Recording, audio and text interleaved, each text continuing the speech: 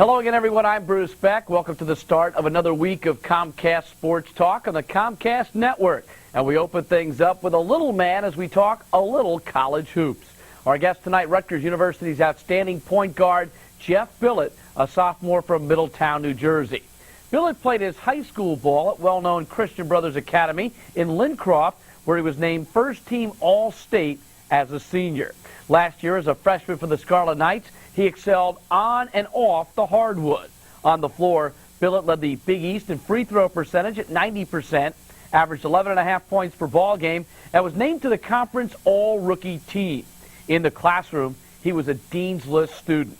Now this season, he's leading the 9-8 Scarlet Knights in a bunch of categories, including scoring average with 13.5 points per game, assists with 64, minutes played at 36 per game, and three-point field goals made with 40.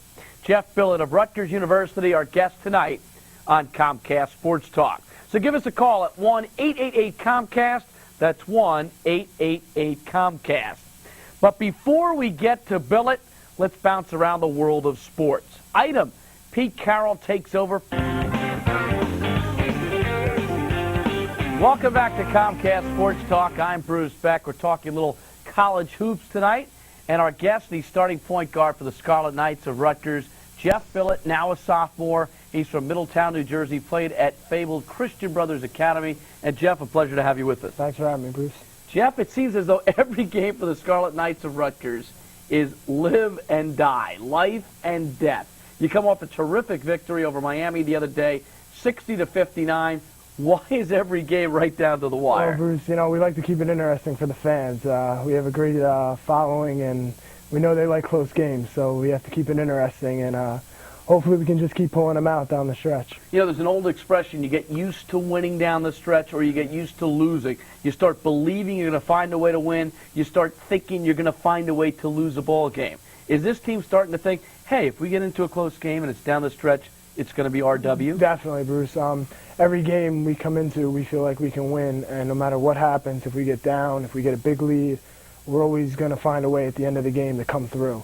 And when you have that feeling, it's very comfortable because there's many upturns and downturns in a game, and we're always able to handle them, and knowing at the end we'll come through and get the win. And Geoff's backcourt mate has made a couple of huge shots this year. Earl Johnson, with Billet setting him up. Johnson has buried a couple of game-winning buckets, and it's pretty much the same play. I know Bob Wenzel is going to have it in his book eventually someday, but Billet streaks down the court. You find Earl Johnson on the left sideline, and he is a clutch shooter. Definitely. Earl's, a freshman, but he's getting a lot of minutes. He's a big-time player, and it's fun to play with someone like him in the backcourt because it takes pressure off me, and I think I do the same for him, take some ball handling pressure off of him, and we complement each other nicely. And what a difference a year makes. Last year, the Scarlet Knights of Rutgers were 9-18.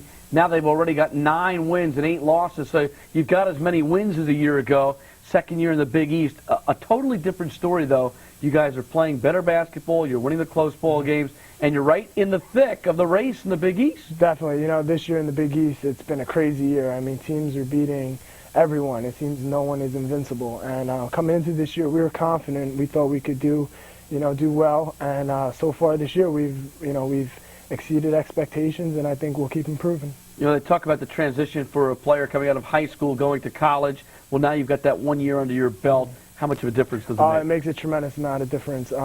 Just going through the Big East and playing that schedule, the experience is invaluable. I mean, there's so many things to learn about the college game, and getting the minutes that I did last year, it just helped me out tremendously this year. That I think is the biggest advantage that I have over last year. And people think it's always, you're just playing every night and it's big time. Do you ever take a step back and say, geez, as a kid, I thought about playing for the Big East. I thought about playing in major college basketball. Here I am, or are you well past that? Last year was nice, going to all the different arenas. That was really a great experience, playing in the Garden, the Carrier Dome. I mean, you go in there, 25,000 people, and you just think, this is it. And so games like that last year were great. Boy, this year it's more business. Now you get down to it, we want to win games. Let's talk about Billet's style, because a lot of times you have to set up your teammates, but other times you've got to pull up for the J. How do you make the choice? How do you make the decision? As a point guard, that's your job, I think, to know when to shoot, when to pass, how to get others involved. And I try to score when I have to, but I also, know that the other guys need the ball, need to get shots, and to keep the team going. So I, look to get it to them as much as possible. I mean, the Seton Hall game was a really good example of you wanting to take the shot and shooting it, I thought, one time for about 28 feet. But other times I've seen you come down against West Virginia, at West Virginia.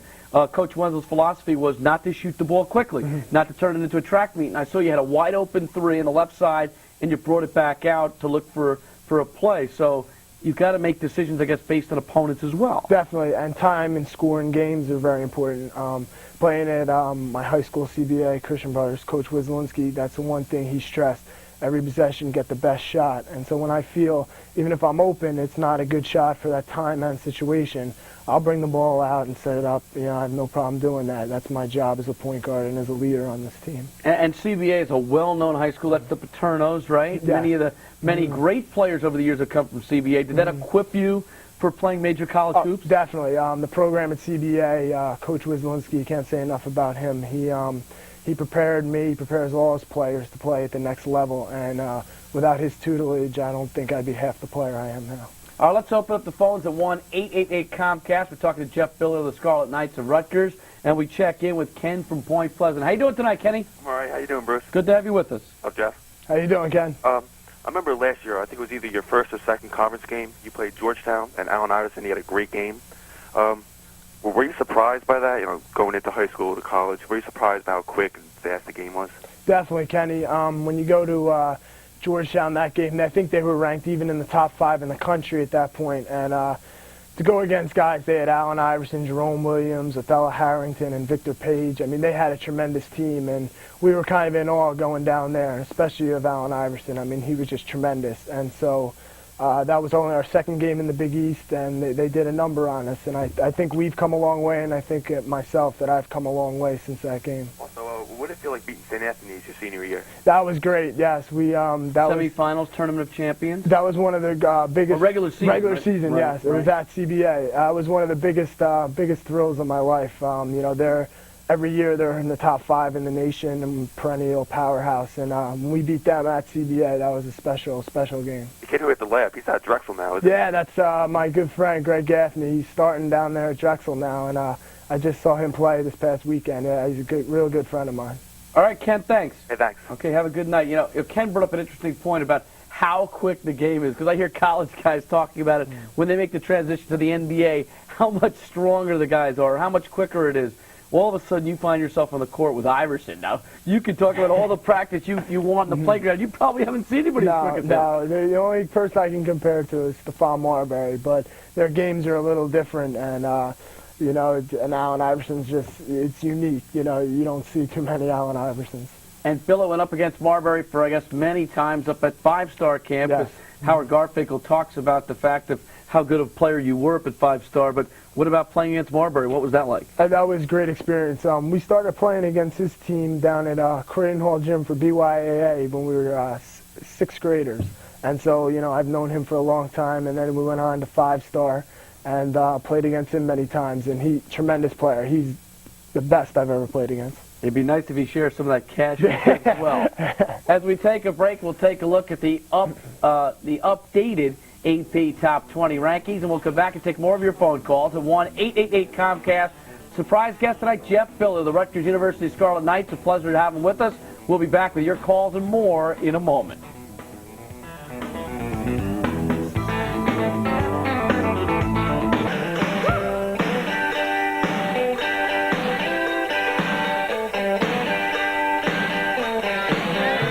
Geoff Billet grew up about 10 minutes from the Jersey Shore, and the boss, Bruce Springsteen, taking your phone calls tonight at 1-888-COMCAST. Geoff Billet of the Rutgers Scarlet Knights, their starting point guard, our guest.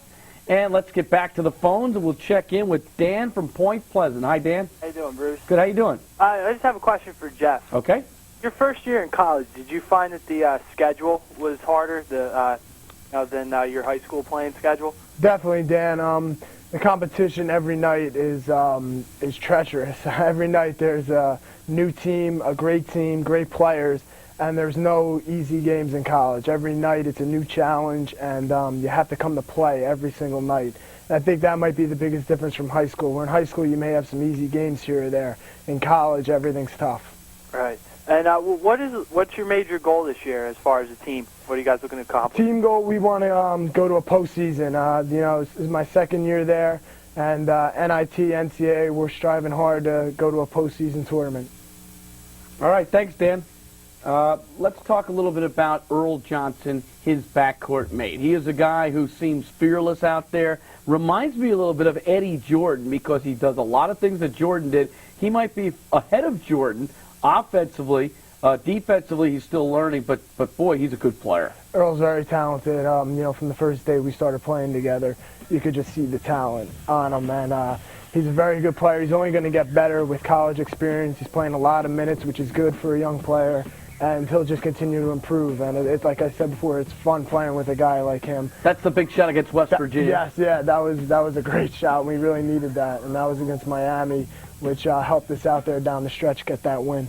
What about the styles? Do you guys blend well together? Because you made a change early in the year where Wenzel gave you the ball more, bringing it up court to push it, and allowing Earl to do his thing and float. Yes, Earl's a good slasher, good driver, gets the hole well. Where in my games, I'm a good passer. I can push the ball up the court, get it to him on the break, and then he can get some transition points. And then if the defense collapses, I'm the trail guy and can hit the three. So it worked out well that way, and we've been playing pretty well together doing that. Now, Rutgers right now is 5-6 in the Big East, and it's a very jumbled race in the Big East with no team absolutely dominant. We thought Villanova would be a team that would be running away from it this year, but they have struggled. And here's a look at the Big East 7 right now with Providence 7-3 and playing well. Miami coming off the loss to Rutgers after being 12-5 going in, and they're now 6-4 in conference play. There's Georgetown and Pitt at 500. Rutgers one game under 500, and then Syracuse and Seton Hall. So it's amazingly close, Jeff. When you look at this race, we thought a couple teams might explode, but Syracuse got hurt with the loss of Bergen for much of the year. And when you're in the middle, it means that there's much more parity, and I believe there is. There's not a dominant team in the Big East this year, although I think Villanova has the talent. Definitely, Villanova is a very talented team, and like you said, they could still turn it on here at the end. But the Big East, it's up for grabs, and I think a lot of people wrote us off after we lost to Seton Hall. But like we've just proved 2 games in a row now, wins, anything can happen, and it's a long season. And Villanova, team you went up against, one of the few games where you guys really weren't in it.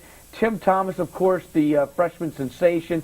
They've got other players up front in Cornegay. Alvin Williams, a very good point guard. How difficult of a matchup was that for the Scarlet Knights? They're very good. We were coming off a big win against West Virginia, and so that's tough coming off a win like that. And then going in there, they played, I think, about as well as they could play. They really dominated the game. And when they play like that, and like they did at BC, they're a Final Four team. And they've got the size.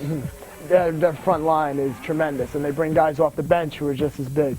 So the front line like that, they can go, there's no limits to their ability. But, it talks about chemistry because if you look at Nova's talent, you think that they should be a dominant team, but yet this season they haven't found that real good chemistry. And how important do you think that is? Chemistry is what wins championships, playing together, playing unselfishly. And right now, Villanova sometimes just, they win a great game, then they come back and they, get upset. But once they get it together, they're very, very talented and could go all the way. All right, back to the phones at 1-888-COMCAST. Dave from Fairfield. How you doing, Dave? Hi, how you doing? Good. I was wondering, with the acquisitions of the 2 7-footers, Yamar Holcomb and I don't know the other guy's name. Sankis? Josh Sankis. If Rutgers is going to turn to an inside game, and maybe that might take points away from you and Earl. Well, those guys really haven't been productive yet. They haven't seen that many minutes, so it's been more of a guard-oriented attack thus far. Yeah, so far, me and Earl and Rob Hodgson do most of the scoring for our team. And the 2 big men are developing. They're practicing, getting good practice time. And, hopefully down the line this year and into next year, they can keep developing. And, they'll be more of an inside presence for us. All right.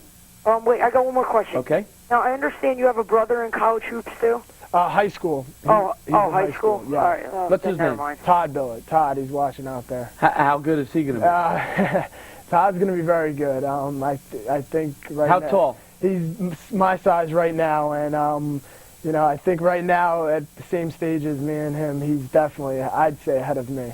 I certainly have a bone of contention with Billet because last year he was among the nation's leaders in free throw percentage, 4th in the nation, shot 90% from the line. And we talked about this earlier this year. You're only at 71% right now, although you're picking things up. What happened to your confidence at the line? Foul shooting is a lot like putting. I think if you play golf, you know what I mean. Some days you have it and some days you don't, but mostly it's all confidence. When you step up there with a putt, if you feel yourself it's going in, you knock it in 9 out of 10 times. Free throw shooting, you miss a couple putts here or there. You start thinking, what am I doing wrong? And that just leads to another miss. So right now I'm just trying not to think, go up there and just knock them down. I agree. I think that should be your philosophy. Don't even think, because sometimes you tell a linebacker to think less and react more. Just go there and forget about it. In golf, you can change from the ping to the Odyssey putter, but in basketball, you still have to deal with that same feel. So, yes, it's just pretty much confidence foul shooting, and when you step up there with confidence, it's amazing how many more times the ball goes in. Well, speaking of foul shooting, let's talk about a guy who's usually pretty good at the line, Rob Hodgson of the Scarlet Knights of Rutgers, and he made a couple of big ones the other night after blowing a couple of big ones against the St. John's Redmen. He's a young man who's an outstanding scholar, an outstanding basketball player. He comes off a very good game, 19 points, 8 boards against Miami. Rob played great. He came out very aggressive on offense. He took his shots when he had them, forced a couple shots, which is good because Rob needs to shoot more. He's a very, very good shooter, very talented player, and his scoring and stuff, that only helps us out. So Rob Hodgson, who missed a couple of free throws against the St. John's Redmen down the stretch, came back after that ball game. He took 200 free throws in the rack. Said he made 185 of them. Didn't get home till 12:40 in the morning, so I think the message was clear. Rob works very hard, and we shoot every day after practice. Me and him take 150 shots every day after practice. So when he missed those foul shots too, he was upset, and he came back and worked on them, and it paid dividends. You know, there was a great player at Rutgers, Bobby Lloyd, who was an All-America, and he used to make 50 in a row before he left the gym every single day of practice at the old barn back in the late 60s. The hard work pays off, and when you work hard, when you put the time in, good things happen, and I think that that example is just something of that. All right, let's get back to the phones at 1-888-COMCAST. That's 1-888-COMCAST. And this is Dave. How you doing, Dave? How you doing there, Bruce? Good. Where are you calling from? The park. Oh, good to have you with us, David. Hey, there's a couple questions for Geoff. Okay. Jeff, how you doing? How you doing, Dave? And you know me from working at the rack. Hey, Dave, how are you? Hey, listen, Jeff, compare playing with Earl Johnson this year compared to playing with Damon Santiago last year. Damon and Earl are very similar players, both slashing guards, tough penetrators, and can also shoot the outside shot. Damon was just a little more experienced. He'd been through the wars already, and he was a senior last year, where Earl's still new, still learning. So I'm trying to help Earl out like Damon helped me out last year. Right. And also, when you get recruits on campus, you guys spend time with them, like kids going to be coming in for next year and stuff? Definitely. When recruits come, we show them around. We have hosts. We take them to parties, take them out, bring them over to practice, and try to show them a good time, show them what the school is all about academically and the social life. There's no better person to influence a recruit than a ball player or a guy who's at the university. When people used to come up to Ithaca College where I think I was 6 for 6, because if you love the place, you want somebody else to share in that joy as a student. We'll take a short break. When we come back, we'll check in at what happened tonight in the FDU Rider game. We'll also talk about Rutgers' victory yesterday against Miami. More coming up with Geoff Billet of the Scarlet Knights in a moment.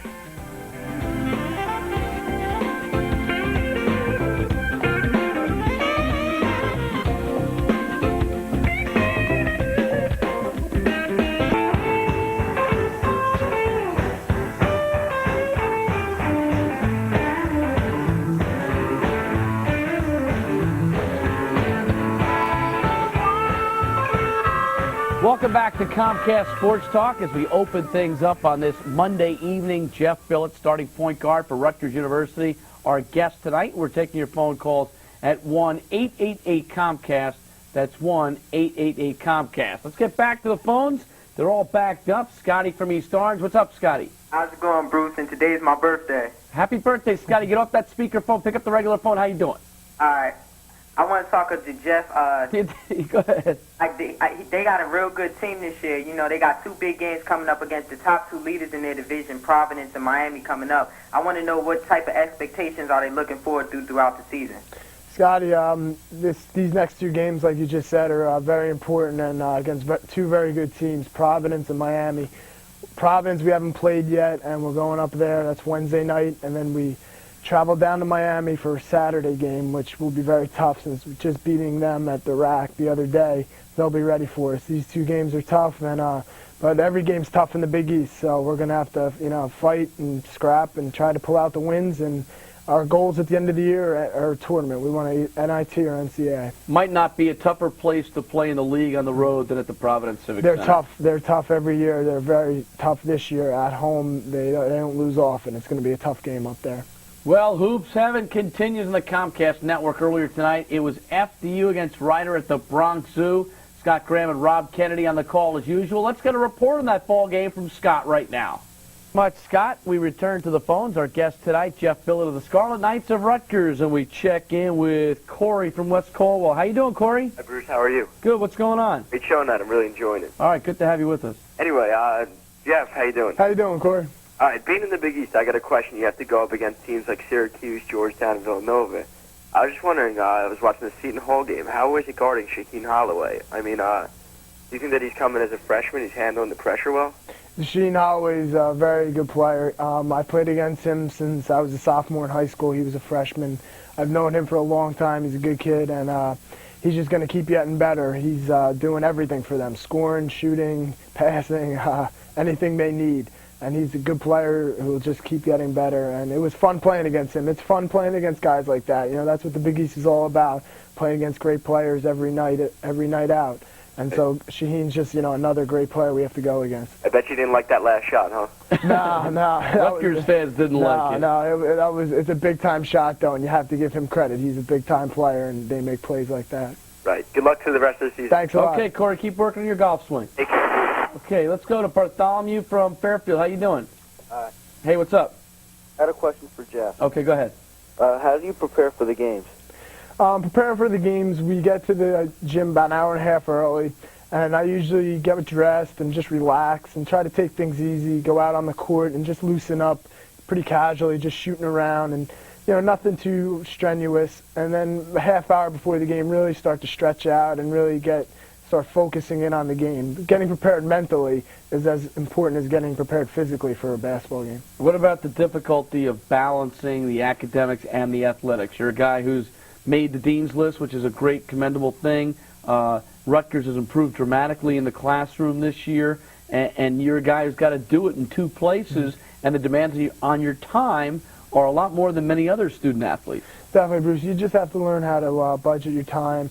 And, you don't have as much free time and just to hang out or watch TV or just relax.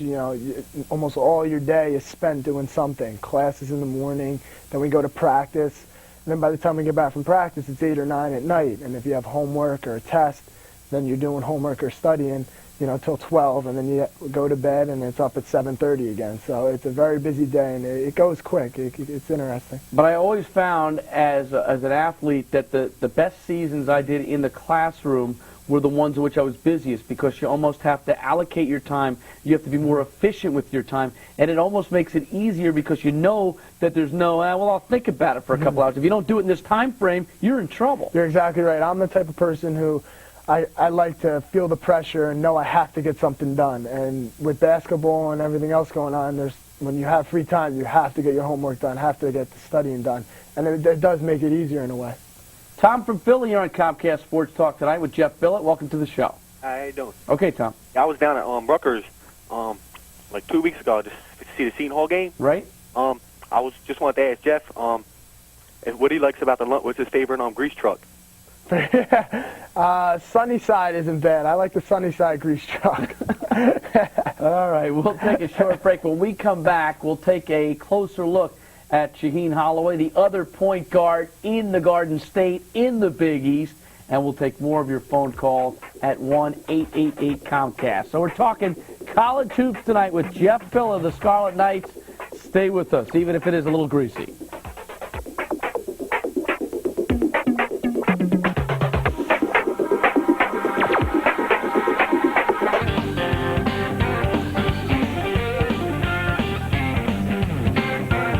4 straight double figures ball games, 8 for 9, 12 in the year for Geoff Billet of the Scarlet Knights of Rutgers. He leads the team averaging 13.5 points per ball game. In some of his best games against the big clubs, against Georgetown, he knocked down 4 of 6 threes for 21, 22 and 7 assists against Seton Hall, 16 at West Virginia, 4 for 8 from Trifecta Land.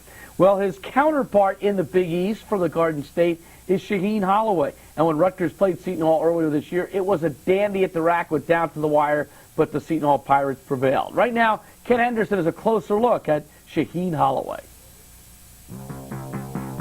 And Geoff Billet, you've got a nice relationship with Shaheen Holloway. It goes back a long time, doesn't it? Yes, we played many AAU tournaments together at 5-star basketball camp together. High school, we played his high school team for 2 years, and he's a great player. Every time out, he gives 110%. He plays hard all the time. You got any recommendation for him on how long he should stay in school? Shaheen's a great player, and I think he'll know when it's time for him to come out because he's good enough, so when he feels it's right, it's right. Very diplomatic Billet right here. Back to the phones at 1-888-COMCAST. Sean from Homedale. Hi, Sean. All right, how you doing, Bruce? How you doing, Jeff? Hey, Sean, how you doing? All right, I heard someone on the show a couple weeks ago call Shaheen a college version of Allen Iverson. What are your thoughts about that? I think he's very similar. They play the same kind of style. Allen Iverson was bigger, a little more, athletic, more flashy, dunking and stuff, but Shaheen is quick. He might be even a better passer than Iverson, but he's been scoring lately, and that's a very good comparison between the two. Sean, I would say that Iverson's stronger and he's quicker to the hoop, a better breakdown player, and I think that Shaheen will be, a very good player down the road. But I think a guy like Iverson comes along very, very rarely, once in a blue moon. And his point is well taken, Jeff, that Iverson maybe wasn't as much of a point guard. Even now, I think he's more of a two-guard, and, we'll see what the Sixers do down the road. Let's go to Derek from Oceanport. Hi, Derek. Hello. How you doing? Good. What's up? I was wondering if, first of all, I wanted to thank Jeff for helping us kids from BY, helping us play at the Seabright Gym. How you doing, Derek? Good. How are you? I'm good, and I wanted to know if you've been a point guard throughout your life playing basketball. Good, Derek. How you been? Good to hear from you. Point guard, when I played at BYA for Bobby McGowan and Wayne Neff, I was point guard then. But then in high school, I played the two guard because we had point guard Greg Gaffney, who everyone knows from down the shore. He's playing at Drexel now. So I played the two there. But in AAU competition and at summer camps, I played the point guard. So I learned both positions, which was beneficial because some people just play the point, some people just play the two, and you don't get to learn both. So that helped my game out a lot. I learned how to shoot, how to run a team, and do everything that both guard positions need to do. And so now I'm back to playing both again, and it's fun. I'm pretty comfortable doing both. What is that BYA all about? BYA is a league. It's out of New Monmouth, New Jersey, and it's an 8, 9, and 10-year-old biddy league. And the two men that run it, Wayne Neff and Bob McGowan, they were my coaches, and they're still coaching there now. They take a group of kids, and they travel all over the country to New Orleans, Puerto Rico, for AAU tournaments and biddy basketball tournaments, and it's the best league in the state of New Jersey. A short break. Back with more with Geoff Billet of the Rutgers University Scarlet Knights. We'll talk about the national college basketball picture and find out who he thinks are the teams to beat this year in the NCAA tournament. We'll be right back.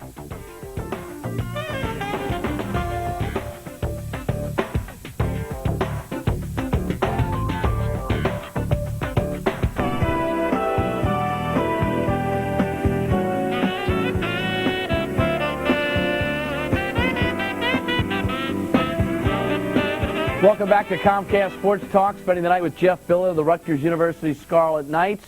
A couple quick questions with the national scene. Who do you like this year? Which are the teams that are dominant? I know you've got the dish at home and you watch a lot of college hoops and you're a hoop junkie. So what do you think?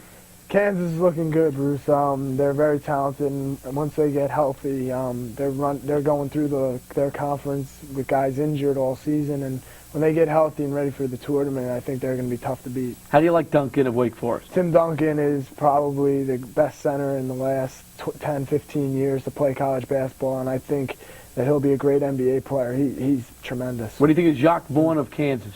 Jock Vaughn's a great point guard. Yeah, getting him back will help Kansas out a lot. He's running the show there, and with him in that lineup, that makes them a much better team. And you like Jameson of North Carolina, don't you? Antoine, I played with him in a couple AAU tournaments and stuff, and a Capital City Classic All-Star game, and he's a tremendous player. Type of guy you'd love to have. He rebounds, works hard, and just gives 150%, always giving effort.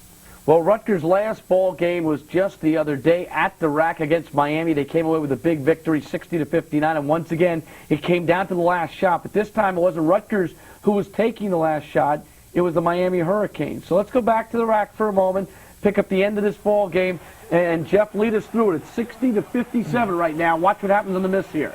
Clifton Clark misses, and they bring it out. We thought he was going to shoot it. He passes to Tim James, who knocks in the shot. But as I was standing under the basket and saw, his foot was on the line. And Tim Higgins, who's a veteran official with the white hair, you don't see him in the picture there, but he made the call down in the corner right there. And he was right on top of it, so it was a pretty easy call for him. He was right there. Wow, it is a game of inches. Another look at it. That right foot was on the line, they said. Timmy Higgins was right there. I agree with you, veteran official, one of the best in the land. And so you get one by a squeaker. Yes, you feel unfortunate. You know, Miami played a great game, and a guy hits a shot like that, such a big shot, and to miss a point by a matter of inches is tough, but we'll take the win. Absolutely. Back to James from Woodbridge on Comcast SportsTalk. Hi, James. Hi, Bruce. Great job again. Thank you to have you. Nice to have you, James. Amen. Hey, Jeff, one question. I've been to the rack, and I've seen the Notre Dame game, and it was a great game. My wife had a great time. My son had a great time. You're playing exciting basketball. But, you know, I go to work in Manhattan, and I tell the guys, hey, what do you think of RU? And they say, what? I said, RU, Rutgers, Big East. Oh. You know, I mean, what's up with that? I mean, nobody knows about Rutgers. Yeah.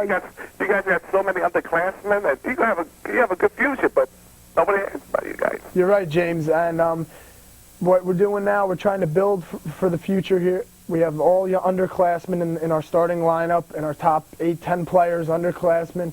And I think now we're 9-8. We're moving ahead.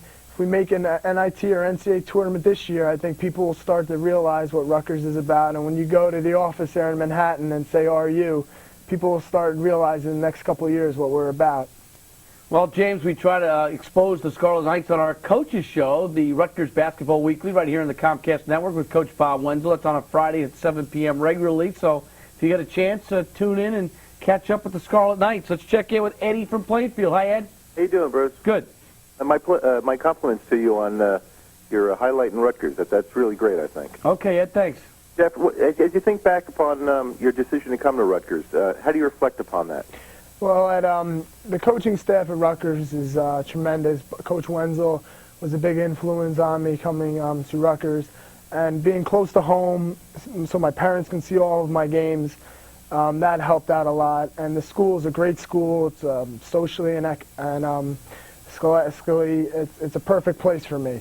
And also, when you have a guy like Coach Abatamarco, I don't know if you know him too well, the assistant coach, he was calling my head coach at school, my AAU coach, Tony Sagona, 100 times. They were almost pleading with me to go to Rutgers just so he would stop calling. So when you have a guy like him recruiting, he makes it easier for you, too. Well, you're a class act. What do you think about the future?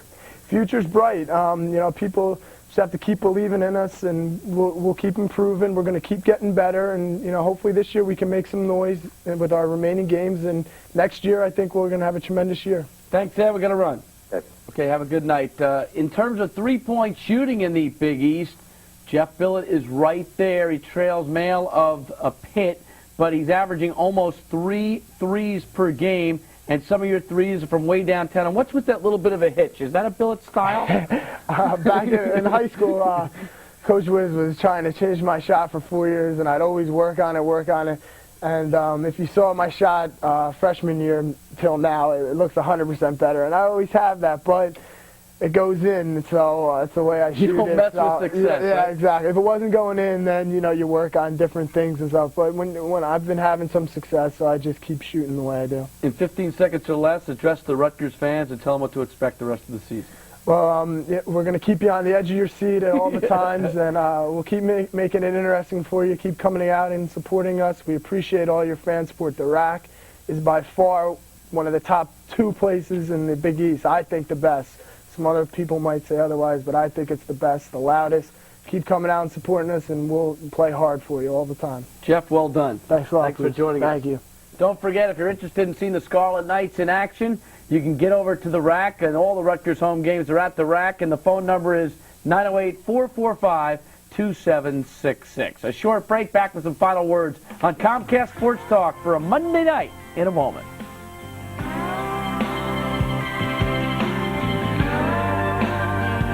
Giants. Hi, I'm Tony Miola. Welcome back to Comcast Sports Talk. Tomorrow night we'll talk some hockey with Rick Carpinello, who's with the Westchester Suburban Newspapers. He covers the New York Rangers beat and has since the 1979 season. So we'll talk Rangers hockey tonight on Comcast Sports Talk. Then on Wednesday, Michael Bradley from the Sporting News is here. We'll talk more about the national picture of college hoops, and we'll try to get a feel of what's going to happen for the NCAA tournament, which conferences are the strongest right now, the teams to watch, and his All-American teams. And on Thursday, Paul Olden is your guest host. Geoff Billet, our guest tonight on Comcast Sports Talk, as we try to cover all bases, and we appreciate Jeff stopping by, and we appreciate your calls, comments, and questions. That's it for tonight. I'm Bruce Beck. Thanks for joining us, everybody, and have a great evening.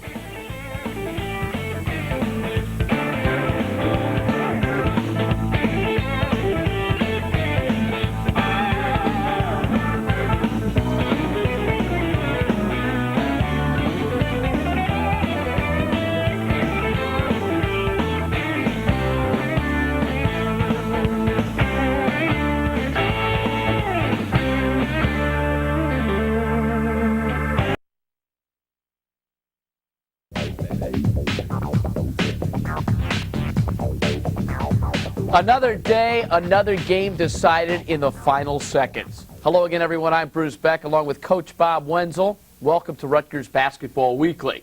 It has been a season of buzzer beaters and fantastic finishes for the Scarlet Knights, and the trend continued this past week. A thrilling one-point win over Miami at the Rack, a dramatic 6-point loss to the Providence Friars at the Providence Civic Center. For the season, 4 games have been decided by 2 points or less, 9 games decided by 7 points or less. And Coach Bob Wenzel call it living on the edge. Living on the edge and competing with everybody. And that's really what we're about. And we're a feisty team that stays with it. And this week certainly was exemplifying that trait, both in the win at home with Miami and then in a very, very close loss to probably the team that's the best team in the league right now, Providence. All right, let's pick up highlights first of the Rutgers win against Miami at the Rack. And Miami came in with a very impressive record and playing good basketball. And Bob was very busy before the game getting those autographs out of the way. Well, we had a great crowd there. It was Kids Day. There's Leonard Hamilton, and he's done a fine job with that team. It's taken them 7 years to get to this point in the league.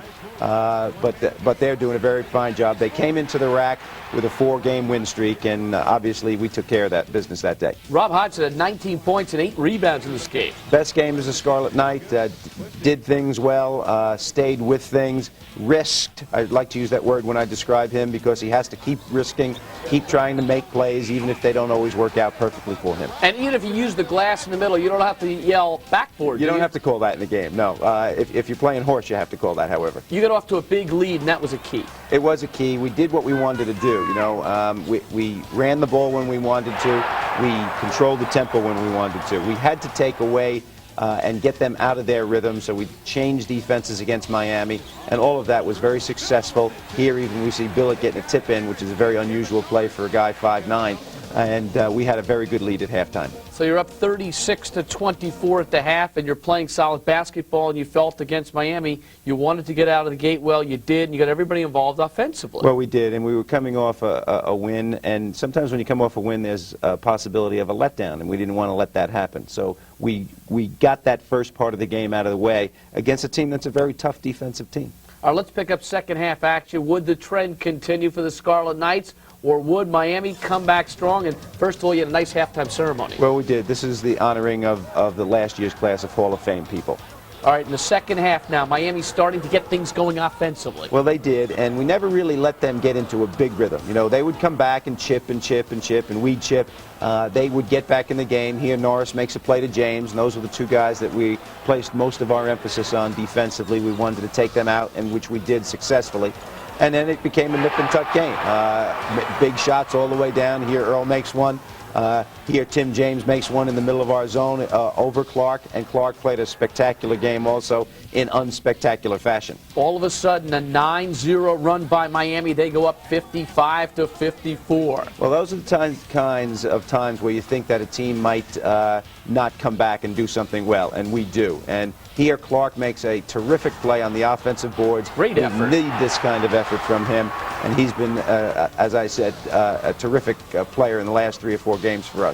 Miami goes ahead 57-56, and it's a deja vu all over again. Shades of the St. John's game at the Garden. Well, the exact same scenario presented itself. We had a lead by 1 point in both games. We had the ball full court. We knew they would foul. We got the ball to our best free throw shooter, and Rob in the St. John's game missed. But in the Miami game, he was ice. Well, let's go back for a moment before we rejoin this Miami game and remember what happened to Rob Hodgson at Madison Square Garden, because he was the guy Bob Wenzel wanted to get the basketball. He was the guy who ends up going to the free throw line, and he missed the free throw at 18 seconds left in that ball game, and it almost cost the Scarlet Knights. It almost cost us, and of course we ended up winning this game with a 3-point shot at the buzzer. All right, let's flash ahead now and pick up the situation for the ball game against Miami. Here it is, same situation, 1-point lead. He goes to the line, and this time it's a lot better result. Well, considering he had shot 200 free throws at 12:40 in the morning after the St. John's game, he made good on his recovery. Well, he wanted to do it. And this is the end game play here. I wish that we had a 3-point lead here. I wish that he would have made this and we would have inbounded. Instead, he misses it. Mad scramble for the ball. Watch the baseline official in the corner of your screen. Final shot. It's up. It's good. But is it 2 or is it 3? Is it a tie ball game or is it a Rutgers win? And Timmy Higgins says it's only good for 2, and it's a Rutgers victory. Let's watch it once again, because Leonard Hamilton felt it was the right call which was made. He did, and I think we all knew it was the right call. The mechanics of a game like this, the official raises his hand. Watch the official on the baseline. Timmy Higgins is close. He's about 3 feet away. He sees. If it was a 3 attempt, he would have raised his hand. That's the mechanics of the official. You can see him pointing 2. You can see him pointing right at the ground in this. Also, Leroy Hendricks, who is the trail official on that side, has the same call. So James takes this shot. You can see his right foot is on the line. It's ruled a 2-point bucket. Bob gets some hugs from his kids, and this ball game is history, 60-59. But what an ending. I mean, you've won a couple games at the buzzer with big shots. Now they make the big shot, but it's ruled a 2, not a 3. You win by 1. Yes, and of course everybody's very excited about games like that. And I think Dave Sims, the announcer, who does a very good job, also had the shot gone in, Miami would not have won. It would have been a tie game. So we still were in a position to win the game had that happened. But clearly their offensive rebound put us in a position to be in a dilemma, which we survived. All right, what a ball game. The Scarlet Knights beating Miami at the rack. And up next, Rutgers going to the Providence Civic Center to take on what might be the best team in the league, the Providence Friars. Stay with us.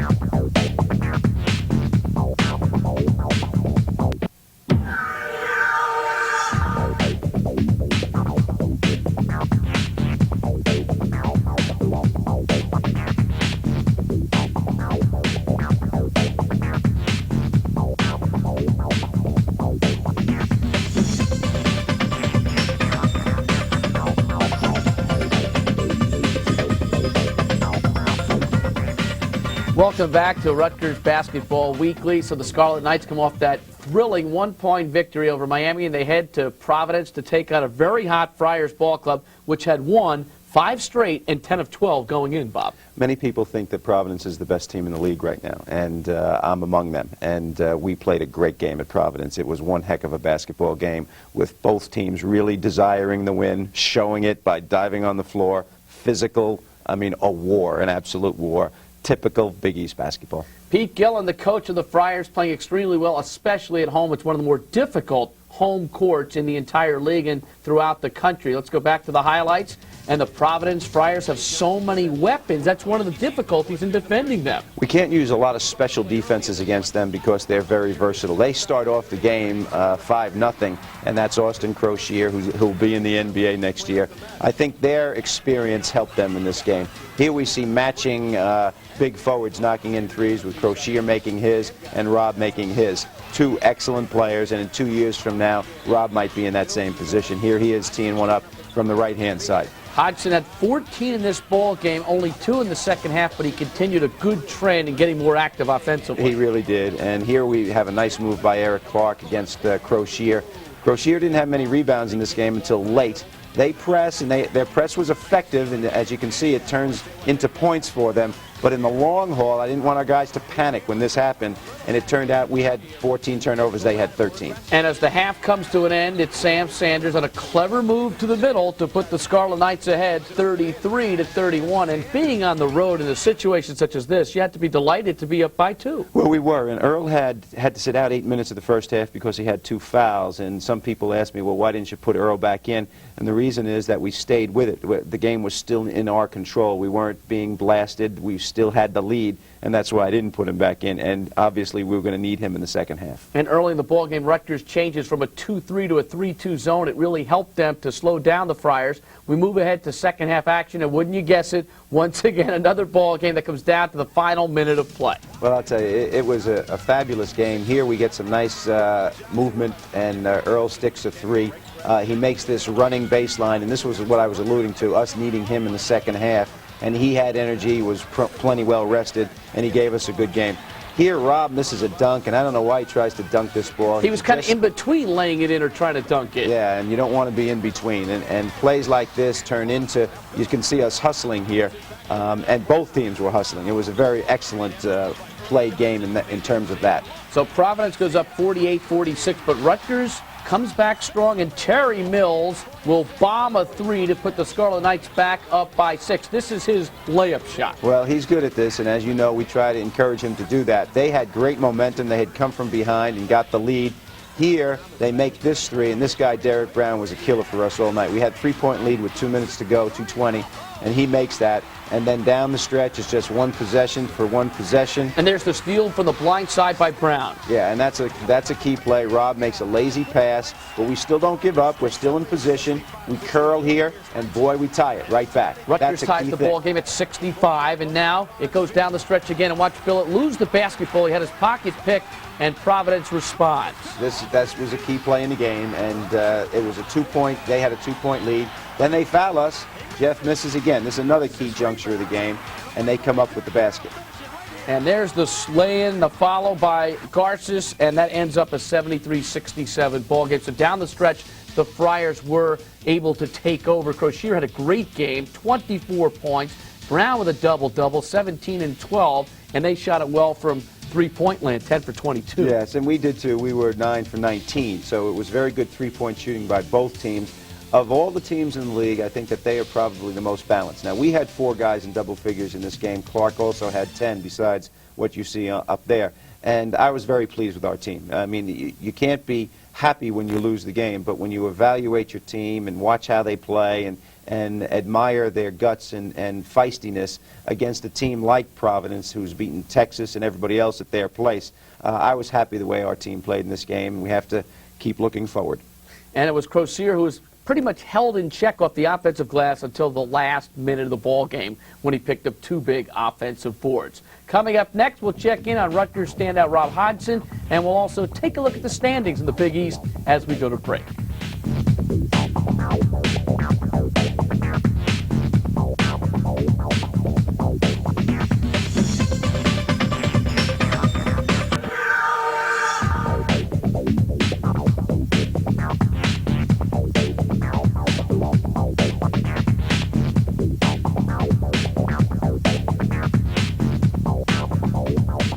Well, a couple of games ago, Bob Wenzel was looking for some productivity from Eric Clark, and he got it. And this past week, you were looking for it from Rob Hodgson, and you got it as well. Really did. And Rob is such a perfectionist in everything that he does. He was in the mindset of trying to not risk anything for fear of failing at that. And what you need to do as a player is you're going to make some mistakes, and you can't stop playing or stop trying to do things. And I think he's gotten over that hump psychologically, and he's playing terrific basketball. All right, Hodgson this past week with big numbers in both ball games, and Geoff Billet, his coach on the floor, was telling me the other day, you're trying to get him to even take more shots out there. Yes, we are, and he needs to do that, and we need for another player to take some heart in there. All right, let's look at Rob in action from the Miami ball game. He did so many things well besides just score. Well, he did, and he's getting banged around a lot, as you can see here. He's got a welt under his left eye, and he's got his nose bleeding, but he comes out, he makes a nice, beautiful move here into the lane using the glass. He makes threes. He's been driving to the basket. He gets fouled, and when he gets fouled, he's the best free throw shooter on the team. He's one of the top 4 or 5 in the league. There's a good steal. We saw what he did to Garrity early in the year. Defensively, he does a sound job. Characteristic of him to have fast hands. Not great feet, but fast hands. And, of course, diving on the floor, making that happen is another characteristic of his play. Now, also, he's got the ability to kick it out to your guards, either Billet or Earl for the jumper. Well, he does here. We ran a play where we wanted to post him, but he didn't feel comfortable shooting there, and, of course, got the ball. This is the same exact play, and this time we do get it into him. That was at crunch time in the Miami game where we ran that play for Rob twice in a row, and he came up with an assist and a basket. So here are his numbers against Miami. 19 points, also 8 rebounds in the ball game and a couple of steals. And for the 2 games from this past week, 33 points and 12 rebounds. And I think that free throw work came through. 8 for 8 from the line after shooting 200 at 1 o'clock in the morning back at the rack. Well, that shows his dedication, and we have a lot of that with people on our team. And I think that was done on his own. And the fact that he did it himself on his own, that I think adds to the confidence of a player when you do something a little bit extra besides your normal practice. And the fact that he's getting support from his teammates, and as I mentioned, I talked to Billet earlier in the week. He was a guest on Comcast SportsTalk, and he talks about the fact that they back each other up, and these guys are supportive of each other. That's important. Well, they are. And the nice thing about our team is, I mean, everywhere you go, they're getting compliments on what nice kids they are. From airline stewardesses to guys, to PR guys at Madison Square Garden. I mean, they're all talking about what a great team we have and what great kids they are, and it's really been a pleasure. And Rob characterizes that as the other guys do as well. And Rob is not a one-dimensional individual. He's a guy who does well not only in the basketball court but somewhere else as well. Right now, a closer look at Rob Hodgson of the Scarlet Knights. Hodgson working his way in and scoring. Wow for Rob Hodgson. On the court, he's the 3rd leading scorer for the Scarlet Knights of Rutgers. Off the court, his credentials are even more impressive. A 3.5 grade point average, a major in history, a minor in Italian, a Dean's List veteran. For many college basketball players, the gymnasium is their laboratory. But Rutgers forward Rob Hodgson operates not only on the hardwood, but excels in the classroom as well. Well, it's important to me. It's something that's been instilled in me by my parents. My folks are teachers back home. Right from day one, it's always been basketball and the books, and so to be a student athlete is something, I take pride in, trying to succeed and do well in both. Hodgson already has an associate's degree, will receive his bachelor's degree soon, and hopes to garner a graduate degree in the future. I was originally at Indiana University, playing basketball there, had left after the first semester, transferred to Suffolk Community College, junior college back home on Long Island, and loaded up, took a lot of courses there, graduated with a 2-year degree in just a little over a year.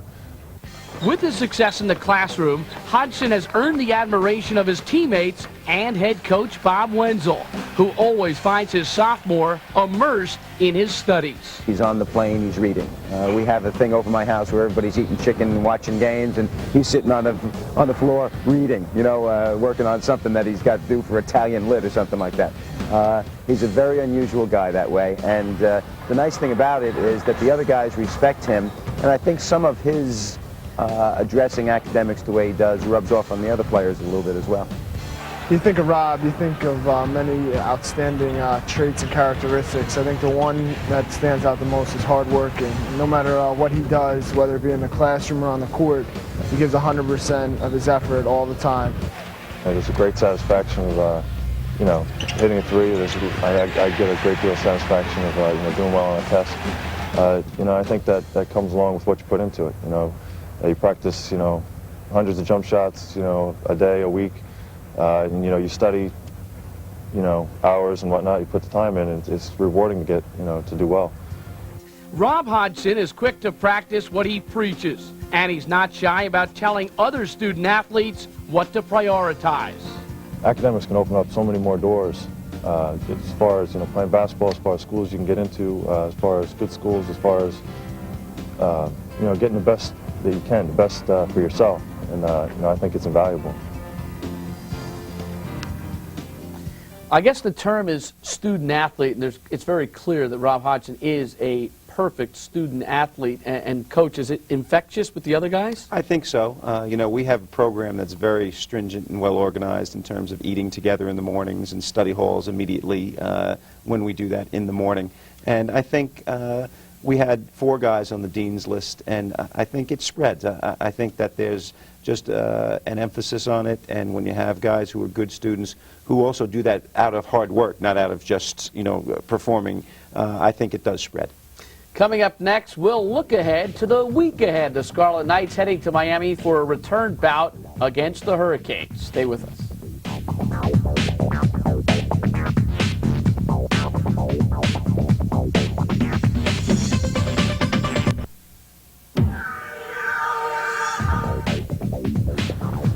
Even though at the end I thought we fought and we came back, Coach Wenzel has done an outstanding job.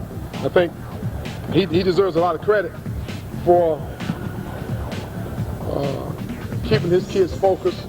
I've watched many films of Rutgers. His kids play with a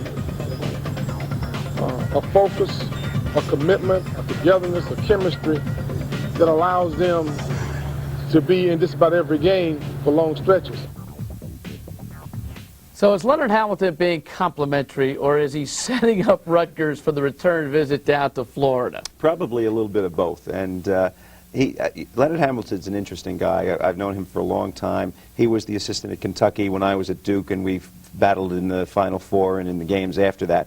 And he's done a tremendous job with that team. It's taken him a long time in the league, 7 years, to get to this point where they are right now. But they are solid on defense, a tough team to play against, and it's going to be a tough rematch when we go down there. There's no question. They will be highly motivated, but so will we. It's the Norris and James gang, plus a little bit of Clifton Clark sprinkled in. You played him just a couple of days ago. That doesn't make it any easier. I don't like playing a game so quickly like this, and in this game we had to control those 2 players, and we did a reasonably good job of it. We played the game and controlled the game the way we wanted to. Down there, we hope it's going to be the same. We want to do a lot of the same sorts of things. And there's the high jump champ of Florida, Tim James, who is only a sophomore and who's having a terrific sophomore season. And he had 13 points and 4 boards against you guys. He so did, but that's low numbers for him. That's low numbers for him. You know, he's 19 and 10, and we did control that duo very well the last time we played. The end game was something that we needed to emphasize, and of course we came up okay there. And we had to control their athleticism, which we did as best as we could in that game. We're going to have to do a lot of those same things when we play down there. Their team isn't changed. They're the same players. If there are nuances in the game defensively for Rutgers, we'll show them when we need them. We're prepared for that, and we'll have to see as the game develops whether we need them or not. Let's check on the schedule coming up after that ball game in South Florida on the Gold Coast against Miami. Rutgers has a couple of games, out-of-conference ball games, where they hope to make some headways. It's against Loyola, Maryland, and South Florida, Tuesday and Thursday, both those ball games in the RAC. Well, they're in the RAC, and it's unusual to have 2 games in a row, but we had those games committed, but we couldn't get dates for them. And since we really don't want to play too much during December with exams, we had to stick them in somewhere. So we're going to play game. Don't be flat for out-of-conference foes. Good luck, Bob. We intend not to be. All right, that's it for Rutgers Basketball Weekly. For the coach, Bob Wenzel, I'm Bruce Beck. See you next week, everybody.